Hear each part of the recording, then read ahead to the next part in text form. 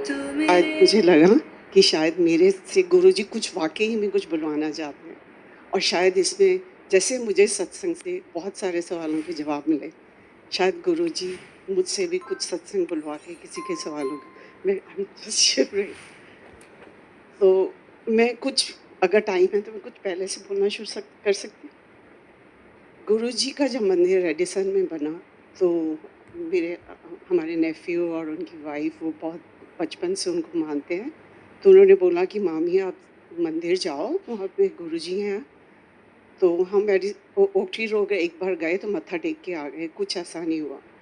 फिर 5-6 साल पहले कुछ कैलिफ़ोर्निया से हमारे रिलेटिव्स आए तो उनके साथ हम मंदिर गए। तो एक इतना छोटा-सा स्वरूप मिला जिसको लाके मैंने अपने बेड साइड पे एंड टेबल पे लैम्प के आगे रख दिया। सुबह उठ के जैसे कुछ हम चर्च में भी जाते हैं, दरगाह देखते हैं, वहाँ पे भी मत्था टेक देते हैं।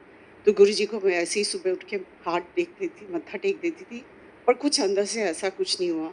मैं और अंकल और हमारी फैमिलीज़ वैष्णो देवी को बहुत उसको मानते हैं, तो हम उन्हीं की प्रेयर करते थे। तो अब मैं ये कहूँगी सिर्फ़ कि गुरुजी की इतनी कृपा मुझ पर हुई है कि शायद उन्होंने मुझे बेटी बुलाकर, बेटी समझकर इस दरबार तक, यहाँ पर बुलाया और सिर्फ़ मेरे पास कोई शब्द नहीं है, सिर्फ़ शुकराना और एक सिर्फ़ अरदास करने के अलावा। मेरे जैसी कुकर्मी, निर्गुण जो यहाँ पर खड़ी होके कुछ बोल सकती है, मेरी औकात भी नहीं है कि मैं गुरुजी के लिए कुछ बोल सकूँ। सिर्फ़ कुछ ऐसी फीलिंग्स है जो हम सब महसूस कर सकते हैं।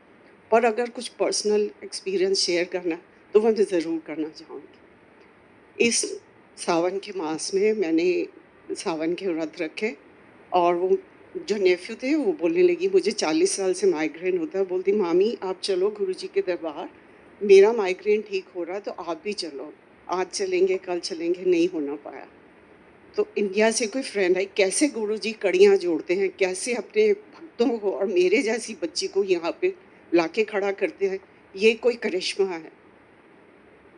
मेरी फ्रेंड एक कोई इंडिया से विज़िट कर रही थी, मैं नहीं जानती थी उनको, वो मुझे जिम में मिली, मेरे स्कूल से छुट्टियाँ थी समर वेकेशन में।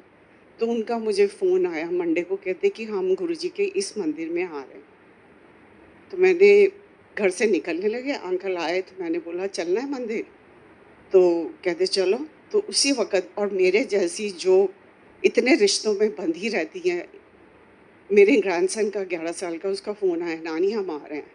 पता नहीं कैसे हुआ उस दिन, शायद गुरुजी ने मुझ पे वाक़ई इतनी कृपा की कि मुझे अपने दर पे बुलाना था। मैंने उसको मना कर दिया, मैंने कहा नहीं आप कल आना, आज तो मंदिर जा रहे हैं। कहते दैट्स फाइन नानी, you go ahead, will come tomorrow.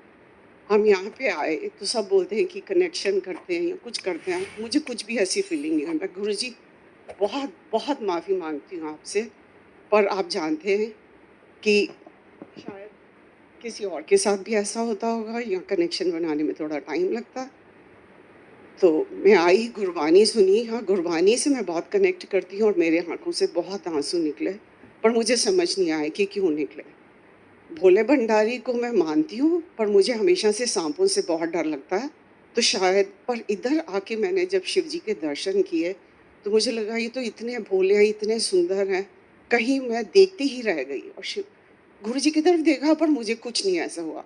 पर जब हम बाहर निकले, जो एक चीज़ मैं यहाँ से लेके चली कि इतना डिसिप्लिन, इतनी शांति, इतना तहे दिल से जो भी करते हैं सेवा, वो इतनी दिल से और इतनी सफाई, सिर्फ़ ये भावना लेके हम दरबार से जब बाहर निकले, तो एक आंटी मुझे मिली, उनसे सिर्फ़ मेरी 1 मिनट बात हुई और मैं सिर्फ़ जो फ़ीलिंग लेके घर गई कि शायद मुझे एक बहुत ही सुंदर गुरु परिवार मिल गया है, कि जो 25 साल से हम अमेरिका में रह रहे हैं, जो चीज़ हम कुछ मिस कर रहे थे, वो मुझे शायद इस दर से मिली कि जो एक गुरु परिवार मिल गया। किसी से हमने कोई बात नहीं की।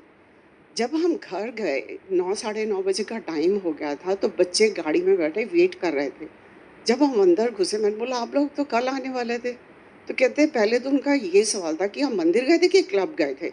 ऐसा कौन-सा मंदिर है जो रात को साढ़े 9 बजे तक आप बोला ऐसा ही। और उन्होंने कुछ ऐसा बताया हमें कि शायद उसका मैं इस जन्म में तो क्या, अगले कई जन्मों तक गुरुजी का शुक्राना नहीं कर सकते। और मुझे विश्वास ही नहीं हुआ कि जिस गुरु के साथ मैं कनेक्ट नहीं कर पाई, 2 मिनट मेरे दिल के तार गुरुजी से नहीं जुड़े, वो ऐसा कैसे हो गया? शायद वो इतनी तुम्हारी एक माँ के दिल की अंदर तक की भावना को जानते हैं, तो शायद। मेरे पास और कुछ नहीं था, मंडे का मेरा फास्ट रखा हुआ था, बच्चों को जो प्रसाद लेके गई थी उनको दिया, बस मंदिर में जाके मत्था टेक के आ गई। फिर ये लगा कि शायद ये हमारी तुच्छ बुद्धि होती है, वाइब्रेशंस तो सब जगह गुरुजी की वो ही हैं, पर हम कितना एक्सेप्ट करते हैं, कितना ग्रहण करते हैं, वो हमारे पे होता है। जब मैं यहाँ बैठी थी मुझे लगा नहीं मुझे तो कुछ नहीं हुआ, शायद हम दूसरे मंदिर जाएँगे, शायद वहाँ पे कुछ कनेक्ट होगा। पर गुरुजी ने जो ऐसी लीला दिखाई कि हमें लगा नहीं, अब हम कहीं और जाने से पहले थर्सडे को यहाँ पे आके शुक्राना करके जाएँगे। हमने शुक्राना किया और फिर चले गए। शुक्राना करना ही काफ़ी नहीं था, मुझे गुरुजी की ऐसी कृपा हुई कि मुझे चाय प्रसाद और जल प्रसाद का भोग लगाने का मौका मिला। गुरुजी की कृपा कहती हूँ, उसके लिए बहुत-बहुत शुक्राना। जब मैं अंदिर अंदर गई, तो जो मैंने नज़ारा देखा वो बयान नहीं कर सकते, हम लोग सिर्फ़ महसूस कर सकते हैं, क्योंकि हमारी इतनी औकात नहीं है कि हम परमात्मा के लिए कुछ भी बोल सकें। पर फिर भी मैंने जब घर गई मंडे के बाद तो मैंने सिर्फ सत्संग, सत्संग, सत्संग ही सुनना शुरू किया, क्योंकि मुझे कुछ भी नहीं पता था गुरुजी के बारे में। तो जब मैंने सिर्फ इतना सुना कि कुछ माँगते नहीं हैं, सिर्फ मानते हैं। तो मैं अंदर गई, सिर्फ मुझको सिर्फ एक अरदास करनी थी। मैंने एक अरदास की और मैं दरवाज़ा खोल के बाहर आ गई। तो जो आंटी बाहर खड़ी थी उन्होंने बोला, "नहीं, नहीं बैठो और बैठो।" पर मुझे समझ ही नहीं आया, मैं सिर्फ देखती रही और सिर्फ बस अरदास करती रही। मुझे लगा मैं वही अरदास बार-बार रिपीट करूँ, मैं क्या बोलूँ गुरुजी के सामने? आ गए हम। तो फिर उस वीक में हम लोग संडे को फिर आए। बड़ा अच्छा लगा तब कि गुरुजी ने एक के बाद एक मेरे पे अगर कृपा कर रहे हैं, तो शायद वो मेरा हाथ पकड़ना चाहते हैं। मंडे को फिर हम आए, अंकल आए तो मैंने बोला चलना है? मैं तो दोपहर को आ जाती हूँ, ये थके हुए आते हैं। कहते हैं हाँ, चलो चलते हैं। यहाँ पर आई, हम वहाँ कोने में बैठे थे, आंटी आके मेरी आँखें बंद थी, बोलती कि हाँ, जोत जगाओ। मेरे को गूज़बम्प्स आ गए कि मेरे जैसी बंदी को ये क्या करिश्मा दिखा रहे हैं, लीला जी दिखा रहे हैं, लीला कर रहे हैं गुरुजी कि हमने जोत जगाई। पर मुझे बहुत अंदर से इतना मतलब रोना ही आ रहा था। शायद कहते हैं ना गुरुजी आपके ऊपर काम करते हैं, वो आपकी मैल धोते हैं। तो शायद गुरुजी ने मेरे ऊपर काम करना शुरू कर दिया और मेरी मैल जो है वो आँखों से निकल-निकल के बहने लगी। पर मैं जो सबसे बड़ा सत्संग ये बताना चाहती हूँ, जो शायद एक एक जादू की तरह लगता है और ऐसे लगता है कि कुछ गुरुजी वेल स्क्रिप्टेड लिखते हैं, करते हैं। 31 जुलाई को पहली बारी हम यहाँ पे दरबार में आए और 10th अगस्त को मेरे ब्रदर का इंडिया से फ़ोन आया। कहता है कि पापा जी आज बोलते हैं कि उनके जाने का टाइम आ गया। मैं बड़ी परेशान, मैंने कहा वो तो इतने स्ट्रॉन्ग है, ऐसे कैसे बोल सकते हैं कि मेरे जाने का टाइम आ गया? और कहते हैं ना कि गुरबानी में सारे शब्दों, सारे सवालों का जवाब मिल जाता है। और मैं यहाँ पे आई थर्सडे को, तो मुझे भी मेरे उस सवाल का जवाब मिल गया। पहली गुरबानी चली, तो मुझे पता चल गया था कि आज पापा जी का आखिरी टाइम आ गया। ही lived his full life, 90th birthday था लास्ट ईयर, हम लोग गए और सेलिब्रेट करके आए। पर उस दिन थर्सडे को मुझे ये पता चल गया कि अब ये वाकई ही जाने वाले हैं। तो सैटरडे को सुबह जब मैं उठी तो सब पता चल गया था कि वो गुरुजी ने उनको अपनी शरण में ले लिया और अंकल चले गए संडे को। और किसी वजह से मैं नहीं जा पाई, क्योंकि मैं बहुत इमोशनली वीक हूँ और शायद गुरुजी ने मुझे एक फादर फिगर और एक बेटी समझ के मुझे 13 दिन पहले अपने दरबार में ले आए। ये इसको आप जादू नहीं या करिश्मा नहीं समझोगे तो क्या कहोगे? और मेरे लिए वो क्लोज़र शायद बहुत मुश्किल होता, पर यहाँ पर आकर गुरु शरण में आके मेरे लिए अब मैं सिर्फ़ उनमें एक एक पिता का ही रूप देखती हूँ, क्योंकि गुरु को अपनाना मेरे लिए मैंने कभी सोचा नहीं था। 2.5 साल पहले जब हम इस घर में डाउनसाइज़ करके मूव हुए, तो मन अंदर से कुछ ढूँढ रहा था स्पिरिचुअली। तो पहले अंकल मेरे साथ टीवी इसलिए नहीं देखते थे, कहते ये डॉक्टर ऑज का शो देखती रहती है, ये क्या देखना रोज़। उसके बाद यहाँ पर आने के बाद यही हुआ कि कोई भी सत्संग, कोई भी स्पिरिचुअल गुरु को जो भी यूट्यूब पे आता था, मैं देखना शुरू कर देती थी। तो कुछ जो अंदर ढूँढ रहा था मन आगे की स्पिरिचुअल जर्नी के लिए, वो जब मैं यहाँ पर आई तो मुझे लगा शायद ये दरबार है, जो गुरुजी मेरा हाथ पकड़ के मुझे आगे की तरफ लेके जाना चाहते हैं। तो उसके बाद जब मैंने सत्संग सुनने शुरू किए, तो मैं फिर जो कुछ था वो डॉट्स को कनेक्ट करना शुरू किया कि शायद मैं इस चीज़ को समझ नहीं पा रही कि बटरफ्लाई, लोग शेयर करते हैं कि बटरफ्लाई के दर्शन होते हैं। तो एक दिन मैं सत्संग सुन रही थी यूट्यूब पे, तो उन्होंने बोला कि आप जो हैं वो मैनिफेस्ट करो जो कलर की आप अ, बटरफ्लाई देखना चाहते हो। तो मैं ऐसे ही बैठी, मैंने बोला, मैंने भी अपने मन में किया कि येलो।